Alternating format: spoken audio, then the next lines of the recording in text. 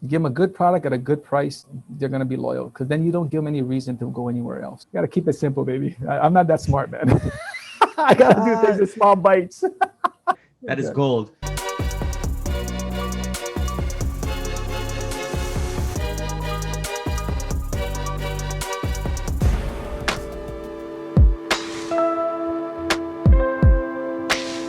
Welcome back to another episode of Hawaii Business Now on the JPG podcast. I'm your host, Jean-Paul Gideon, and today I have a supernatural entrepreneur right here who's really taking the gum space by storm, the pet products, and I'll let him introduce everything else he does. But Dave Peng, also a fellow EO Entrepreneurs Organization member. There you Welcome. go. How you doing, Thanks. Dave? Hey, JP, thanks for having me on, dude. Yeah, so Dave Pang here, and where do I start? I mean, I've been very blessed to live in this great place, and I've been blessed to have some great partnerships and partners to open business. So most of you guys who are on Island, you probably know most of my products. You guys have probably seen it, not even realize they're local products. So we own Ilio Products, and Ilio Products basically has, like 6 or 7 umbrella brands underneath it, and things like Malama Eco. So we invented all the eco products about 10, 12 years ago when it wasn't cool, when people thought we were nuts, and people like, they just want cheap. They don't, no one cares about the environment. And we said, no, I think people are starting to care, which is just, they have nowhere to go. Um, we do all the pet supplies in most of the stores, whether it's Ilio products or Ilio pet products, or it's Kanaka pet products. We do all the Rely products for the home sanitation thing that you see in the stores as well. Um, Most of the people might know us from Grenades Gum.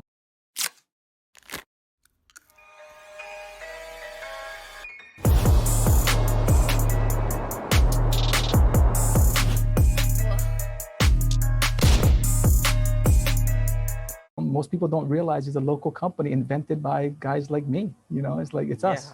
Yeah. Yeah, which people are like, wait a minute, you're not a mainland company? Like, no, man, you're looking at the guy kind of deal. We obviously in the pet business for a very long time. We own a plant in San Diego that makes a bunch of the treats for us. We also private label treats for people across the country. And for all you ladies out there, you guys probably know me from a different thing, European wax center. You get all your Brazilians and your eyelashes and everything else done for me. So that's just some of the stuff we do. And like JP said, I'm probably a serial entrepreneur. I think it's a disease, but if there's ever a disease to have, that's not a bad one to have. That's not Dave. I want to touch on the first thing you said was the Malama Eco products. Now, Mhm. I don't know Yeah. if everyone knows that as far as the brand goes, but what products specifically do you guys So have? we do all the utensils, the biodegradable, compostable utensils, and we do all the plates, and then the what they call the degradable bags. So people are familiar with Ziplocs, right? We have Mhm. Malama bags. They're 97% degradable within about 100. No, I'm sorry, 18 months, right? So they start breaking down. Where Ziplocs, 500 years from now, Ziplocs will still be around. So again, yeah, the way we look at Malama, the way we look at it from our Malama eyes is, even though it's not 100% degradable, 97 Mhm. is still better than zero. If everybody just does a little, and the reason we came up with Malama is like, I tell people this all the time, right? At that point, right, I was like, look, what can we do to give back to the environment? And we only have one land. I grew up here, fishing was getting harder. I mean, the oceans were getting dirtier. What could we do? Remember, this is 12 years ago. No one was talking about this.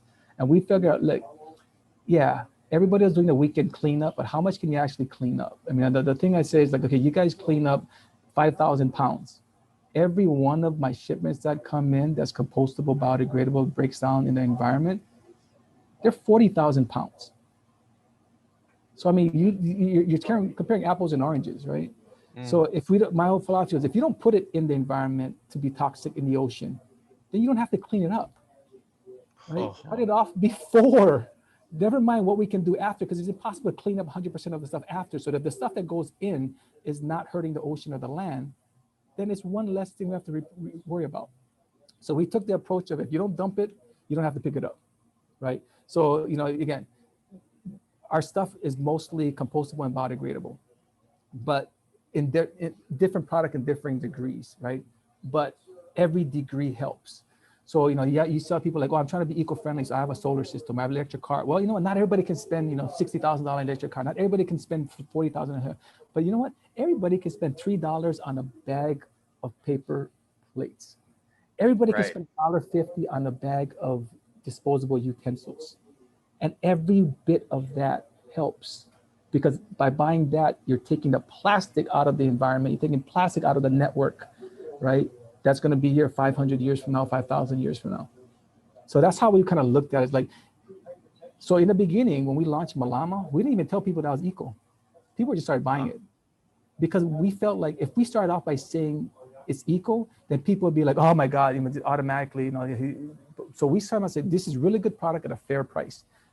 And we knew if people bought it on those two things, that in the end result is you were doing something for the environment without even knowing. And then we felt like at some point, people's mindset would change where the environment become more invaluable. And then that changed that we seen that shift about 5-7 years ago. And then, but at that point, we were well established. Like, oh, this is an eco product. Because on our product, we tell you what you are. This is biodegradable. This is compostable. This is sustainable, right? All those things, right? So we try to be educational on our packaging as well. So, We have those products in my in-laws' house. I'll see like we got the chopsticks and then the yeah. plates, and I was like, I didn't even know it was you, and we were just using it. I thought it was, and then I every time we open up a can, I'm just like, I know Dave. Dave, he's an EO with me. He's an entrepreneur. I'm like so proud. I just want to like I'm just eating out of it or chopsticks, whatever. I'm having a fun time. But your approach, like most people that I think I'm a marketing guy, right? I'm in marketing, advertising, and branding. The first thing I would have put up front is okay. If I'm having a client like Malama Eco, the price point is probably going to be higher, and we're going to have to sell it based on eco friendliness. And hopefully it truly is, or else we're just greenwashing it, right? But you guys came in price first. How were you able to get your pricing competitive with the big boys? To the bottom, huh? Yeah, so we're very unique, right? So we run most of the pet categories for most of the stores in the state. If you go to the pet section in Long's, Don Quixote, you'll probably most of the section is our stuff. So we have these ongoing relationships with a lot of the buyers and the managers and the executives for most of the business in Hawaii. So when it started off, we went to a couple of the people and says, look, this is our idea, but here's the deal. We need you to do me a favor. Don't gouge people. We think that if we do this right and we price it right and we stay true to what our mission is here, right, this will grow big and you'll get the payoff down the way. And they all kind of looked at me like, yeah, Dave, but I'm like, look, just try, right? So because we had the rapport and a relationship with these guys, they were all like, look, I'll give you 90 days. I'll give you 6 months. If it doesn't work, Dave, as much as we like you, we're taking your stuff out and you're out. But in 90 days, it worked. Fair enough. So it was more about getting everyone to buy in up front to look at this as, yeah, this is going to be a money maker, but it also could be a society changer. Right. And look, and we play on their heartstrings. Like, look, you can do something small, but if everybody does something small, it ends up being something really big. I always say I'd rather make $1 from 1,000 people than $1,000 from one person. Right. Right. So it's just really that simple. And we were able to get the buyers and we got to get the management team and everybody locked in on this and buying into what we're trying to do. And then now they don't even think twice. It's like, hey, yeah, we get it. And now it's profitable. It's very profitable for them. When you sit in every store, they're all selling it. They're all making money on it. And we got everyone to kind of agree, like, let's not, gouge people. Everybody make a fair margin. Let's not lowball it. Let's just run this so that it takes care of itself and everybody can make money. And with our relationship we have with a lot of the retailers on island, they're all like, yeah, that makes sense. Okay, for the retailers out there who are listening, people who are like CPG brands who are just getting into it, some of the Mana Up guys, anyone trying to do it. Shelf space, shelf space, shelf space. I don't see you guys have commercials. Do you run commercials or ads or anything? Not anymore. In the beginning, we did explain what we were about. So we started out, our first commercial was like, hey, did you know in 1 month's time, or in a year's time, just of lunch plates, we cut down 78,000 trees a year. Wow. That would be 4 Aloha stadiums worth of trees, just for paper plates. Remember, our plates are not paper. They're biogas. They're the leftover sugar cane from when people extract sugar. They used to put that in landfills. Oh, wow. Yeah. So we're taking something out of the landfill, reusing it by repurposing it actually breaks down quicker because now we're processing it, so it breaks down quicker. And it becomes worm food. Yeah. So how are you getting like it must be very expensive to get shelf space if that's kind of the way that you're selling it is being seen on the shelf, not really advertising. Yeah. So I mean, again, we did the advertising thing where we're driving people in, right? And Right. now at this point in time, being around 12 years, and we look at our numbers, it's still trending up, right? Even 12 years is trended up every single year. And I think a big part of that is because of the story that's on the Mm, packaging, the story that a lot of people already know, and people bringing family members on board, like you, right? It was at your in-laws first before you saw it. You didn't even know it was mine. You saw it somewhere correct. else first. Like, hey, this stuff is actually pretty good. So we start with the product, make the product Mhm. really, really good, right? Like for instance, our resealable bags, they never rip, they never break, they never leak, right? It's a different type of sealing technology that we use. So when Mhm. people use it, like, oh, this thing is really good and it's affordable. At that point, you don't have a reason not to. And then the gravy is the feel good. That's the part that puts you over the top. A lot of people like, I want to do something good, but I can't afford to do it. I take that secondary thing out of the equation, Mm. right? Once I take that out of the equation, then at that point, you don't have a reason not to. Then we get to where you're talking about. Just make sure that we're in stock and on the shelf. That's the two. So my father-in-law is Clayton Kim. He Okay. started who's Pint Size Corporation, Yeah, I know. Haagen-Dazs ice cream, Yeah, I know. huge. Yeah, Jay and I are good friend, Jason. Yeah, Jason, that's my cousin-in-law now, right? I don't know if that's Yeah, a thing, but I like Jason, so I'm gonna do it. He's my cousin-in-law. I yeah. like it. So he told me, I said, I keep on asking him questions, right? He didn't want to come on the show. He's more of a private guy, but he said, I said, how do you run the business? Like, how do you? He says, there's only two things you need to know: keep it stocked on the shelf, and if it's not in stock, restock the shelf. I was like, dang, so that's the whole thing is just keep it stocked. He said, yeah, and Pretty always much, face your dude. labels out, make it look clean. Like Yep. that's your storefront. Do that, you will have no problems. Sam Walton, right? Stack them high, let them fly. Pack them deep, sell them cheap, right? Oh man, you Right. So guys in I the mean, grocery space are you guys it's got all it's the sayings. it's no, but it's honestly it is brutal. Every square inch counts. Right. I come up in this field. I mean, my previous life, I did work for Procter and Gamble. I did work consulting and things like that for Ralston, Ralston Purina, Nestle, the IAMS company. So my real pet days back in the day, right? And they would literally fly me across the country and look at store shelves and says, okay, what's wrong with this pet category? And I'll have to redraw them up, and then we'll reset the pet category. Like, 2, 3 months later, we'll go back in there and redesign the whole section for them. And then we'll track it for, 6 months and see what the sales were. And always it went up, right? And part of that was just making sure you had the right mix for the demographics, right? Number two, it's where and what and how and how many, all the stuff that Jason said, right? If your shelves are not full, right, where is it on the shelf? Is it on the bottom shelf? Is it on the top shelf? Is it in the eye level, right? What in some states everyone is 6 feet tall, in some other states everyone's 5'9". That makes a difference. Knowing all Haha. of those things matters, right? Where is the prime space in this space, right? All it's just real simple. Do you have, what they call aisle invaders, things that pop out to catch people's eyes? All of those things. There's no one magic bullet, right? Every little thing helps, and if you can kind of accumulate some of that knowledge over time, then you can try to implement it into your own product and figure out how you can basically check off as many boxes as possible on your thing, and you're more likely to win than not. But I So agree with you Jason, dude. mentioned that was Clayton, Oh, not Jason. It was Clayton. Clayton, oh, Clayton. Clayton, yeah, yeah, yeah, yeah. I was gonna say, I So don't think Jason's ever been in a store to stock a shelf. yeah, Jason's not in the shelf. Jason's out there promoting. So you said show aisle invaders. Yeah.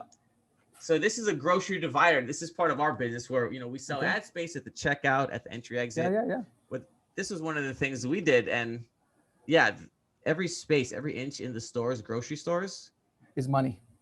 is money. There's attention, and it's the community. It's really you're getting Yeah. people in the community. So if you can get them on your product, they'll come back. And keep them on. Give them a fair. I always believe this, right? If you give people a fair value, they will be loyal to you. You give them a good product at a good price, they're going to be loyal, because then you don't give them any reason to go anywhere else,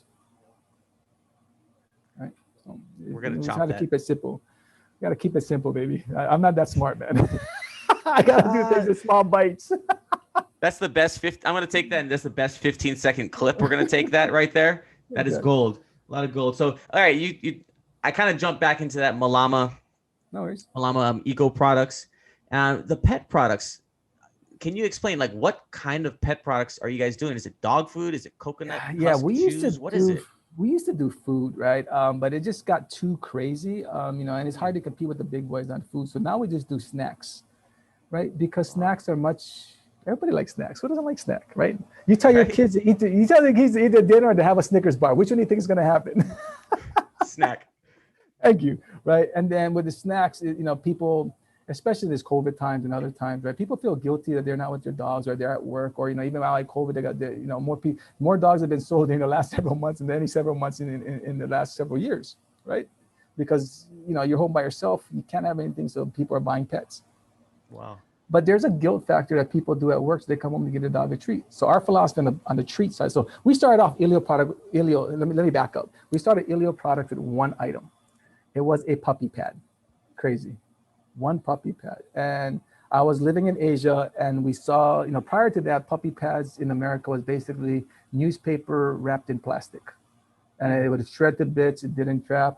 You're just as better off just putting a piece of newspaper on the ground. But these guys in Japan came up with these different polymers that basically turned the liquid into solids, and it trapped it. And so I was seeing these things in Japan, and I'm like, what the hell? But they were literally $1 a piece. One sheet of puppy pad was $1 US. I'm like, no one's gonna buy that in Hawaii. So we found a few guys who were doing something similar, and we said, okay, how low can we get the price yet the product be effective? And that's what we Hmm. did. We just engineered the heck out of it, and we got it to the point where then we brought it here.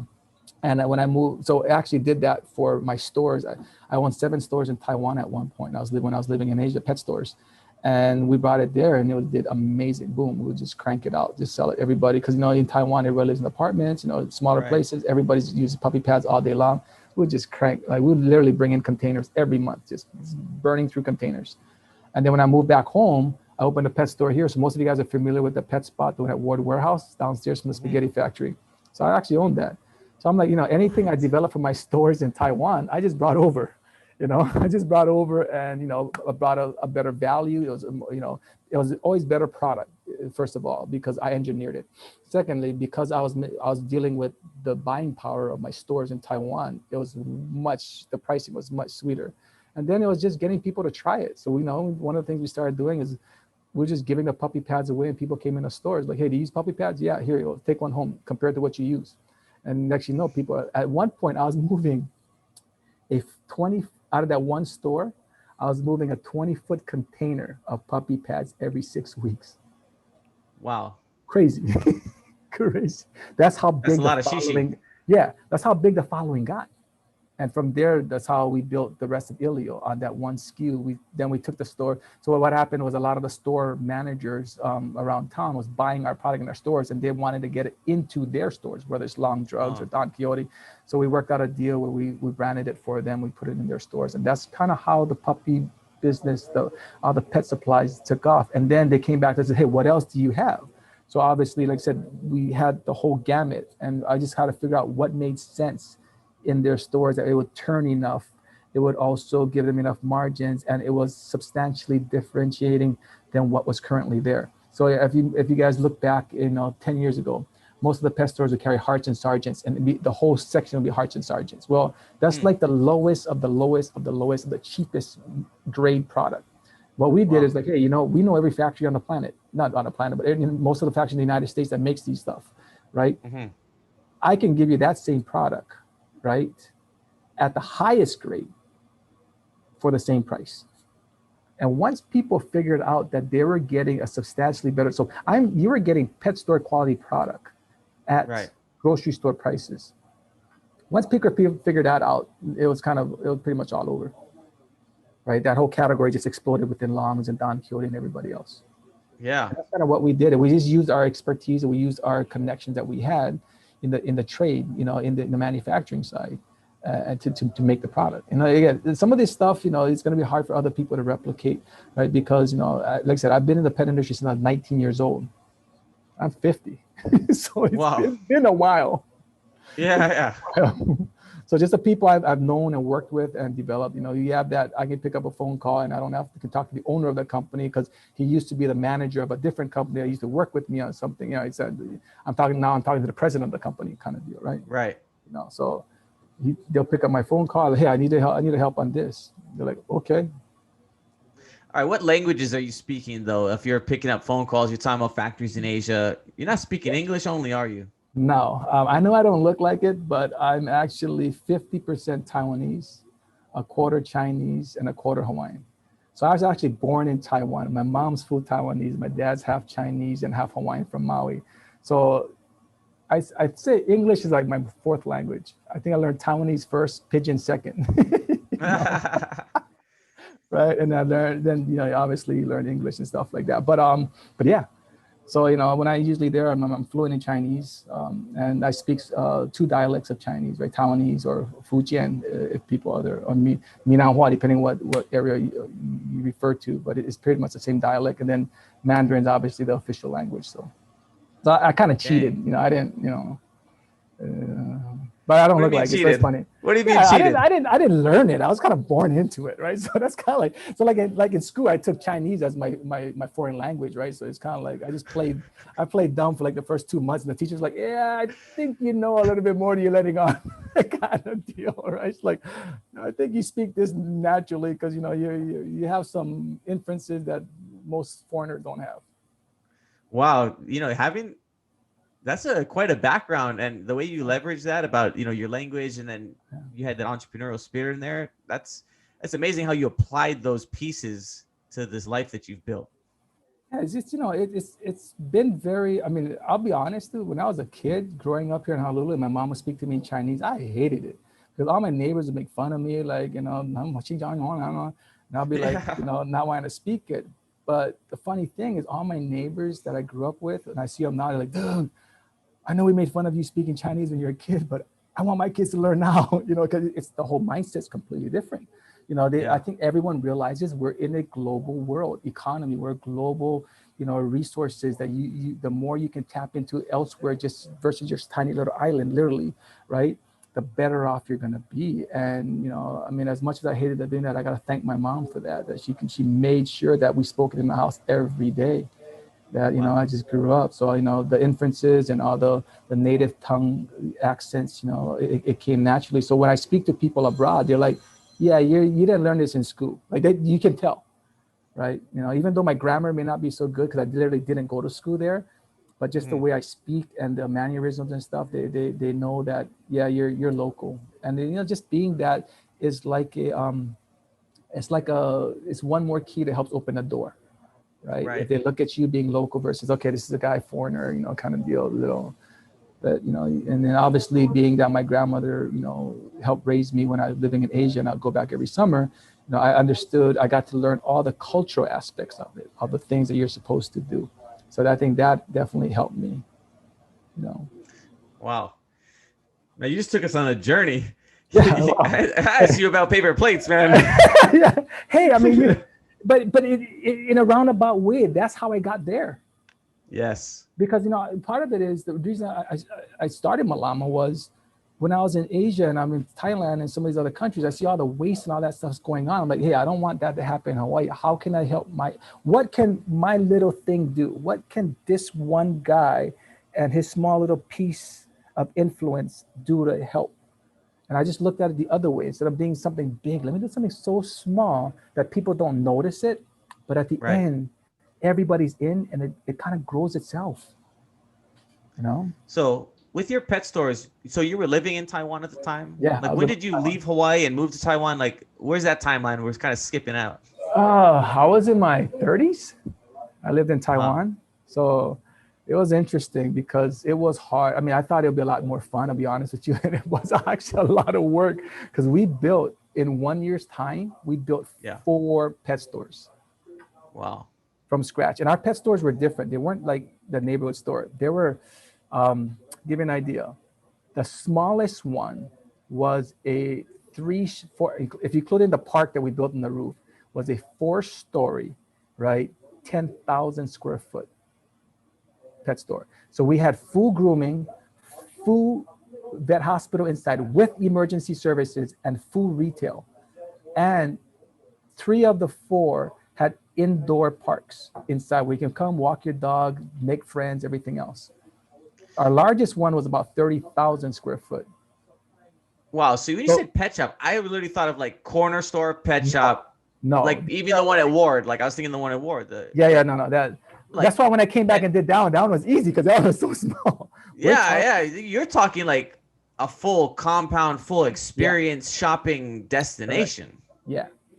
So in our largest one, we actually had a indoor park, right, where people could actually do laps inside, and then we could pull that away.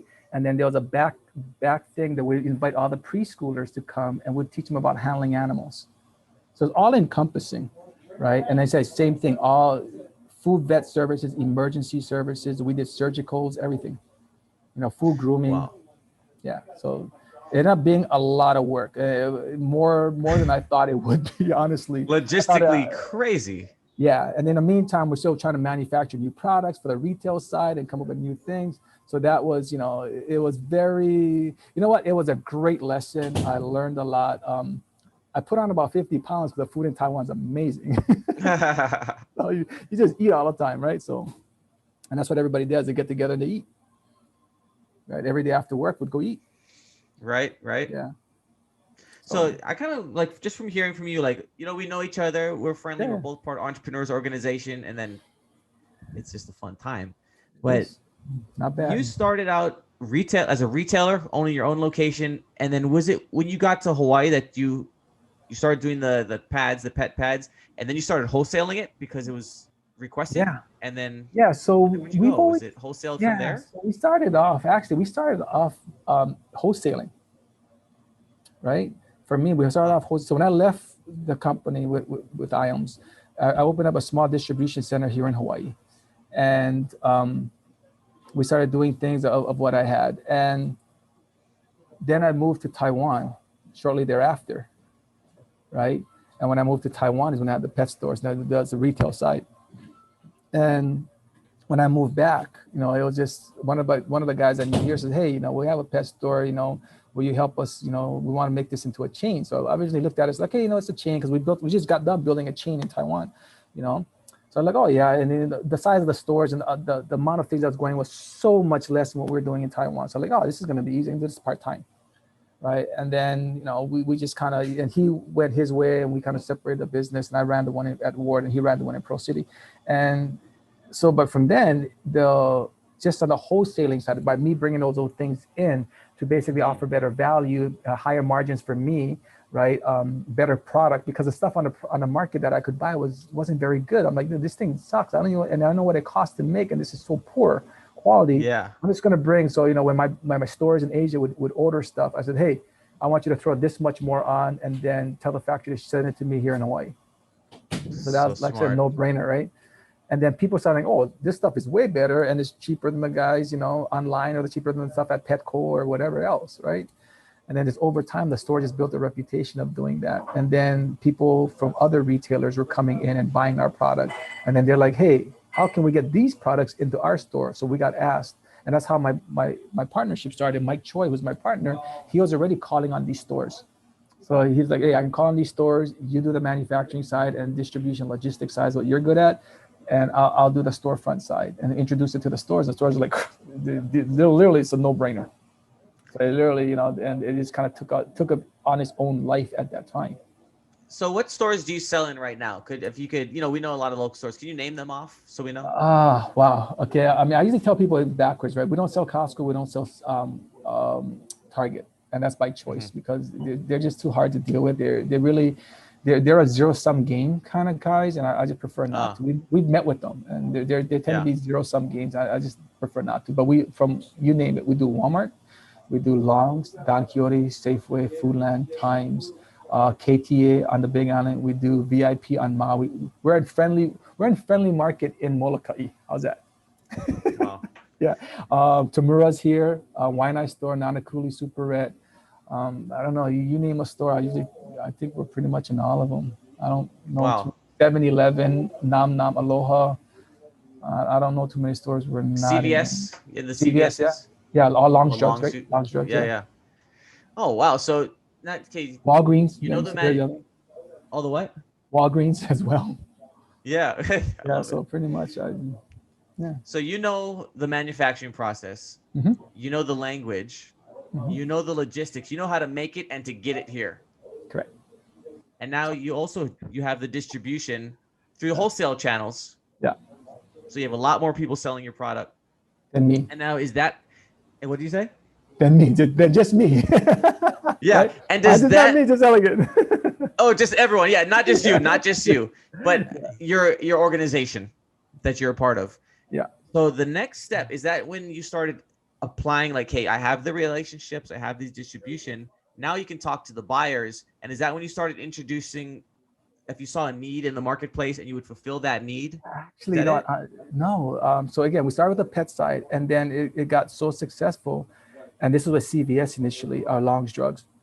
Hmm. They came to us and says, "Hey, what else do you have?" It was kind of the other way around. So Wow. I'll be honest, when we started with the pet pads, the puppy pads, Mike and I were like, "Hey, if we make some drinking money, cool, good enough, right?" And it kind of again, it Yes. took up a life of its own. And they came back to us and says, "Hey, what else do you guys have? What else can you guys do?" And we're like, "Oh, we don't know. I mean, what else do you need?" And then that dialogue started like, "Hey, what about this?" And then we changed a few things up for them, right? Like, "Hey, what about that?" So I mean, the easy one to tell is, um, the toilet paper, right? Because I mean, every year, last year, everybody was hoarding toilet paper, right? So I've never made toilet paper in my life, but Right.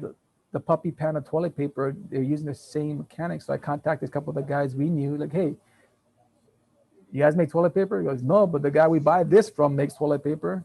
So hence, ding, get a phone call, right? Here's his number, call him up, right? And then that's how the toilet paper came about. Wow. So you guys But are moving a it's lot of toilet paper. yeah, just a bit. Puppy pads from sanitary from pets to people. There you go. Hey, toilet paper is puppy pads is toilet paper for dogs. Yeah, this is Pretty much. exactly right. Yeah. So we call the show Hawaii Business Now, and I want to give some actionable items for that people can do here. So you obviously have so much knowledge and you've had multiple levels of success during this time right now that we're going through. So tough. What kind of, and maybe you don't want to give advice, or what kind of experience share, or what can you say something that could help, say, a small businesses out there who were successful. Maybe they were really focused on, tourism, Mm-hmm. or maybe they were a local spot that just isn't getting the same sort of foot traffic if they're in a mall, or Yeah. where they're a restaurant, or something like that. What kind of advice or experience share Um, can you give to people here? I can only speak for myself. Like, like we have our tenants in EO, right? That I'm not going to tell you what to do. I can just tell you what I did, right?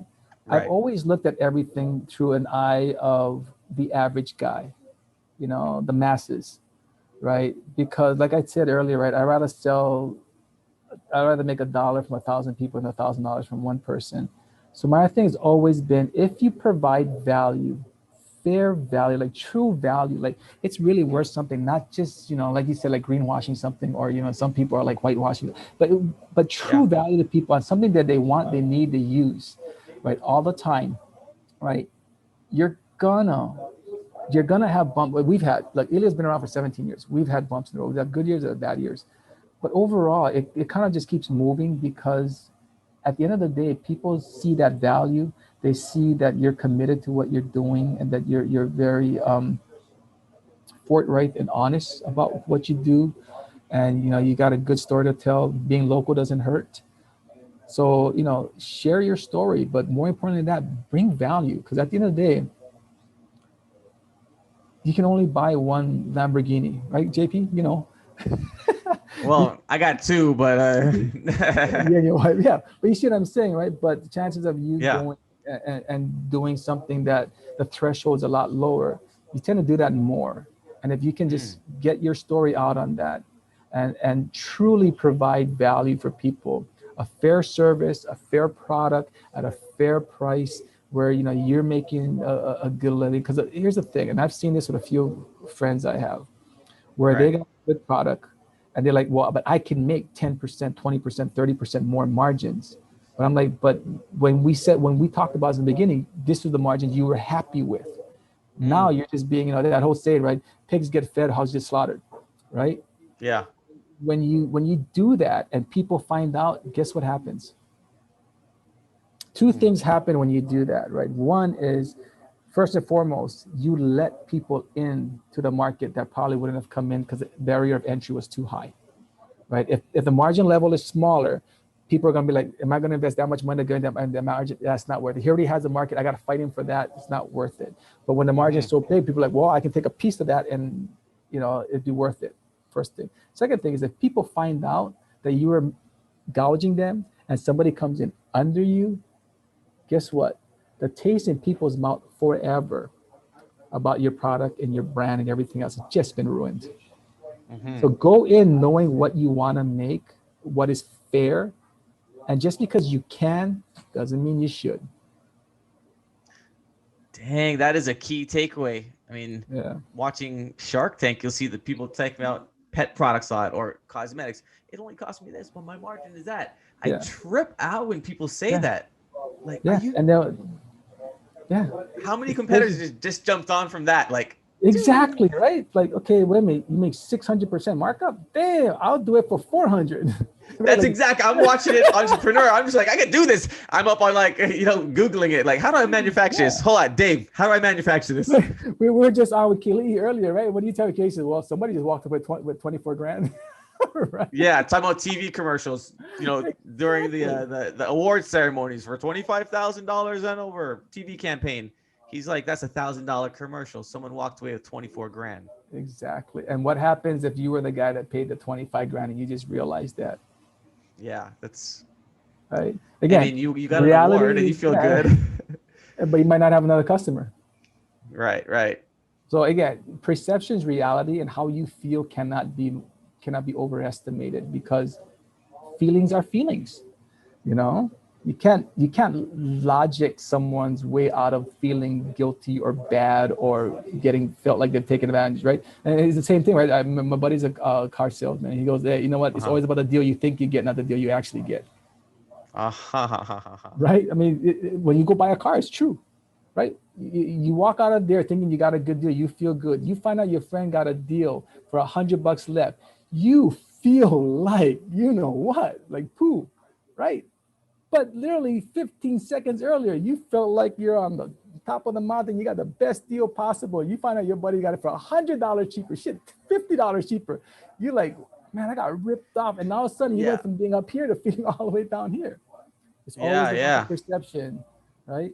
It's the deal you think you get, not the deal that you actually get. And that's what happens. And I stick by that. I stick by that tenet. Always give people good value, because I never want people to always think the perception is, oh, the deal I think I got. I want them to really truly believe that they really got a deal. They got good value every time you buy any one of my products Right. And I think that's or why use you've been my in business service. so If you long, come, man. yeah, you go to European Waxer, you remember, right? So same thing. Keep it clean. There you go. So I got another question for you. I got a Good. couple lined up here. Is how do you sell anything direct to consumer? Do you have plans for that? I mean, now that Yeah, you we have do a such little. scale and We do a little on the manufacturing side that we own out of San Diego, right? So that one is completely different because we own the plant. We make the product from scratch, right? We right. have people on the assembly lines pounding away and injection mold machines kicking back and forth, right? We have all of that, right? So that one there, we do a little bit of direct sale, but we just never been that company that's done that. We've always felt like it's easier for us to just reach out. We work on a smaller margin, and we work across a broader spectrum. And I'll be honest, I just like staying in Hawaii, and I'm Yeah. happy with Hawaii. I'm very blessed. I got a great life. I have no complaints. I got great health. I've got great people, great friends. I don't, bigger isn't better. Better is just better. Mm. you know. So you guys are B2B because you're selling to your channel that you're selling through is Yeah, we B2B. retail. We do a little bit of B2C, like grenades. We obviously do quite a bit of B2C, right, on that. I saw But on your website. Is that what you guys are selling?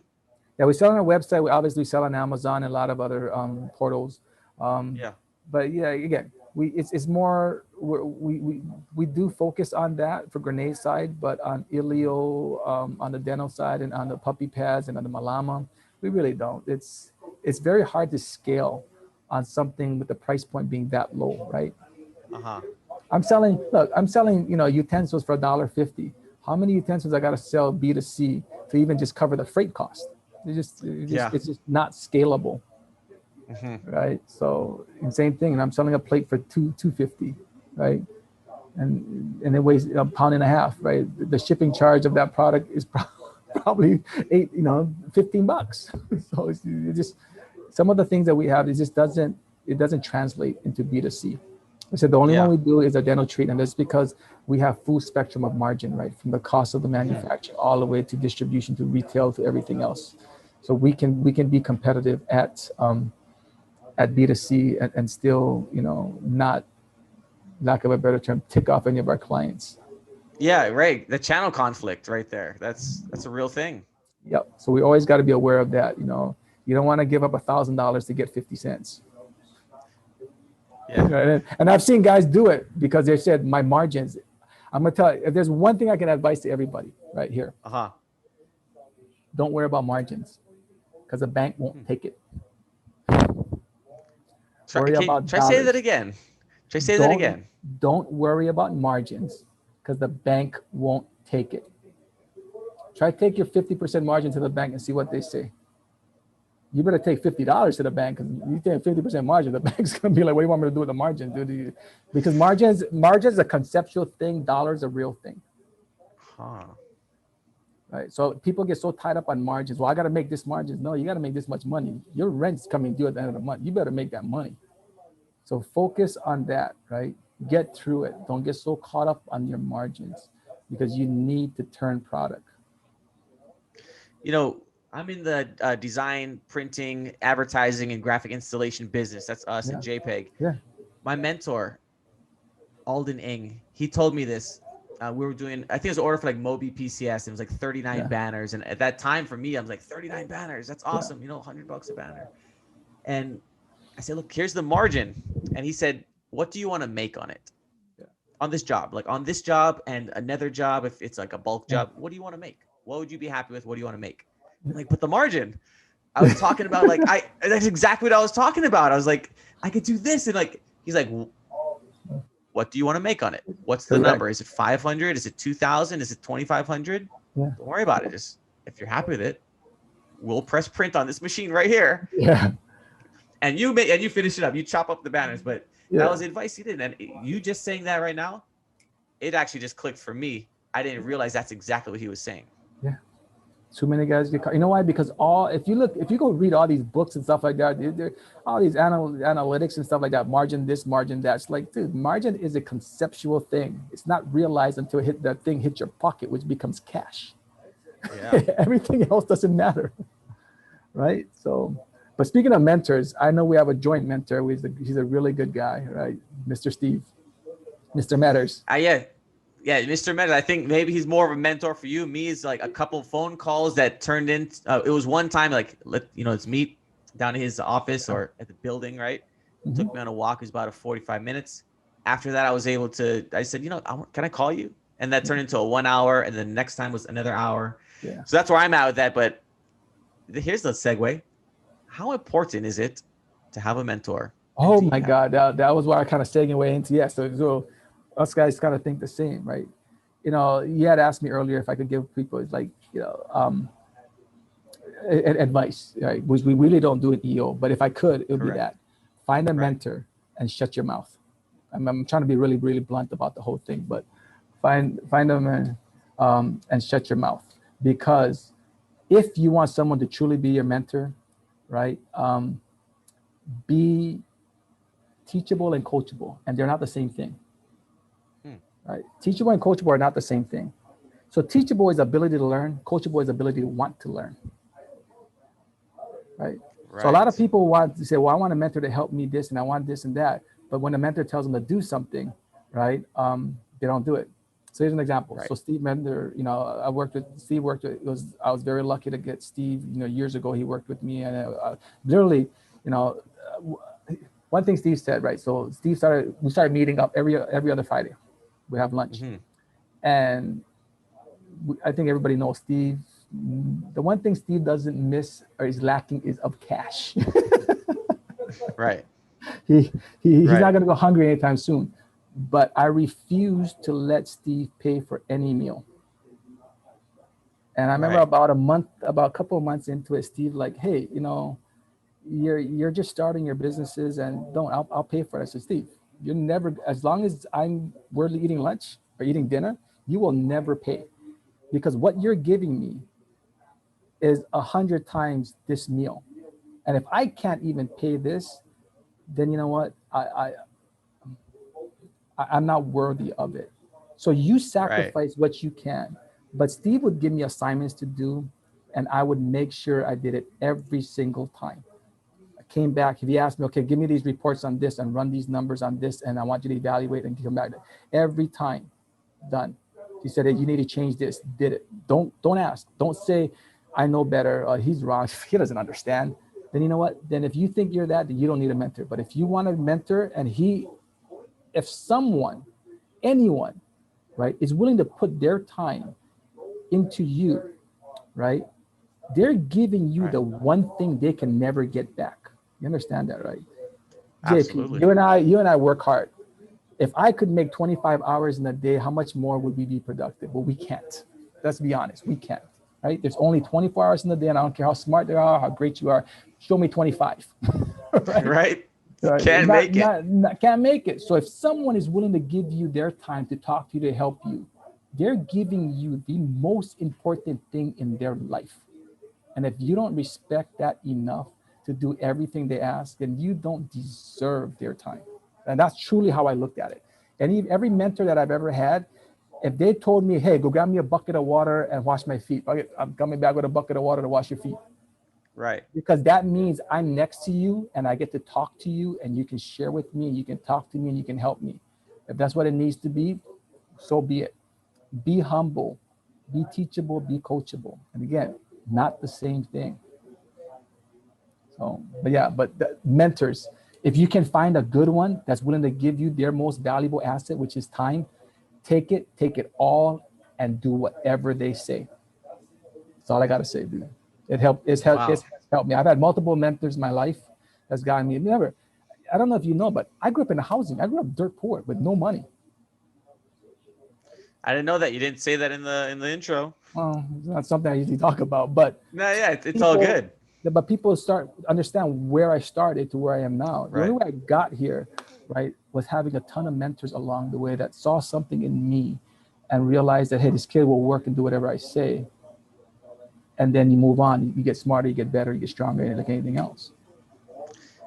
That's very, very similar to my upbringing. I wasn't in any housing or anything. I grew up in Hawaii Kai, but Yeah. through some Yeah. Whoa, whoa, financial. whoa. Housing. No, No, I just. I grew up in Queensgate. I grew up in a gated community. It was like really Yeah. nice, right? Yeah. And Nice then place. some deals did not go well with like my dad had some deals go wrong Yeah. developing a hotel resort in Belize, and all of a sudden we're negative 350,000. The bank is like, we repossessed our house and we had Ooh, nothing, and then ouch. we're just like moving, renting house to house, like five different houses within Yeah. 3 years or something like that. It was, and I was like, you know what? I will never be broke again. Yeah. And I wish my parents would told us what's going on in the relationship, because I was 17. Like I could Oh have yeah. worked, Yeah. Here to but help out. there was no, bro, there was no communication, so we didn't know what's going on. We lose the house. Relationships getting real torn. I mean, they're still together right now, but the things that we went through, if we only knew that all we needed was like, I think it was like 5 grand mortgage a month. Bro, I got three brothers. Like Yeah. we could go make that money. Like I'll make that money like right now. Hold on, call 5 grand. Boom, got it. But then back then, I was like, you know what? I didn't know that. We didn't know that. So Yeah. that's kind of what we came out. That's why I'm driven. That's why I'm like, how I am. Yeah. I think all of us are, built by fire, right? And that's caused, I think, in a lot of ways, good and bad. The good is that there's not much we're afraid of. Right? Right? You've been I'll, there, I'll, man. I'll figure it out. I'll get through things, right? With whether in my skill set or with people that I have resources around me, I'll get through it, right? Number one. Number two is the bad of this is sometimes we get over our skis, Hmm. right? Like we think we can do everything, and sometimes we don't realize, yeah, maybe we shouldn't just because we can, right? Like I said earlier, just because you can doesn't mean you should, Huh. right? And I think a lot of times with guys like us who've been kind of trial by fire, we've kind of gone through some hardship. We all have a little chip on our shoulder, like, oh, I can do that. I can prove these guys, right? And for me, I've Yeah. had to learn over the years, be like, it's all right. You can have it. Be able to walk Nice. away. And the power of being able to walk away is amazing. I call it walk awayiism, right? It's like if somebody wants to deal more than you, chances are they're gonna do a better job. Just let them go, right? But if you're wanting to deal because somebody else wants it, then you're doing it for the wrong reasons, Interesting. right? Because it should be because that's something you want to do, not because FOMO, right? Yeah. Right. And I think in this today's society with insta famous and all this stuff, I think FOMO has gotten so out of control with everybody that people aren't really looking at what they are inside. And I'm so happy that I see commercials nowadays talking about, hey, what you see on Instagram, Facebook, and all that, that's not real.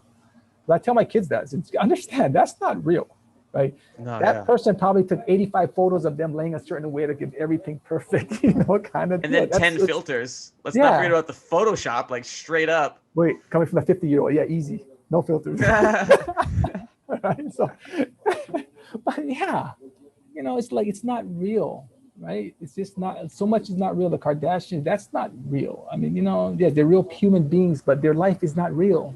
I mean, real is getting up every morning. Real is having to go to school. Real is having to go to work and then enjoying all of that. Real is having the people you have in your life. That's real, right? And that can be way more enjoyable than any insta fabulous you can be. You know, keep it simple, bro. I'm not smart enough to figure it out, dude. So I got to keep it simple. Dave, that was a mic drop right there. Really? Like that was so good. You just dropped that mic. Like you brought it all the way from like business and you talk about all the success, and then you went like you went within, and then you touched people's hearts right now, and then you're helping out like they're man. No, but in EO is like you give, you share, you completely open up, right? And I do, and I think we've been around, been friendly with each other, and I tell people to do what you see is who I am, but they're just I don't at this point in time in my life I just don't know any better, and I think everybody should just spend time figuring out who they are. They're gonna be way happier than trying to figure out who they're not. I tell my kids this all the time, dude, and they're younger. I got a 10-year-old and a 13-year-old, my two younger ones. If you focus on what you don't have, you have nothing. If you focus on what you do have, you have everything. It's really, life is really that simple, dude. Right? Because there's no one in the world, whether it's Steve Metters or freaking Bill Gates, no one has everything. Mm-hmm. You know. That's 100% correct. Yeah. So why bother about what you don't have, dude? Right. So I looked at my arm. I don't know if you saw me. I went like this. Yeah. Can you see that chicken skin? Okay. This is not psoriasis, bro, or mild to severe plaque psoriasis. There's Humira for that, man. Yeah, you got the reference, man. Oh, good Lord. Yeah, so I just had forum yesterday. Yeah. F6, EO F6 forum. Yeah. It's such a, I mean, honestly, I'll tell you one thing. Coming kind of like how we had kind of a similar things about, financially not having a lot growing up. Mm-hmm. Before I got into EO, I would always think that people had it so easy if they were born into like a family business, second generation, or they were rich or whatever. I straight up thought that I went to public school the whole way and paid my way through KCC, right? And then I was like, man, this guy's got it so easy and like everything's so good. And I kind of had a chip on my shoulder. But I went to Toronto for GLC with Juno, Brandon Lamb, and a bunch of the crew. And good guys, dude. Really, I love them, man. They changed my whole perception of everything. Like, I was like, oh my God, I was so ignorant on the reality of what's going on here. Everyone has challenges, dude. Yeah. Everyone's missing something, dude. And if you only focus on that, you're gonna be You're gonna be empty your whole life. But here's the deal: everyone's got something. Everyone's missing something, but everyone's got a lot too. We've all got a lot, dude.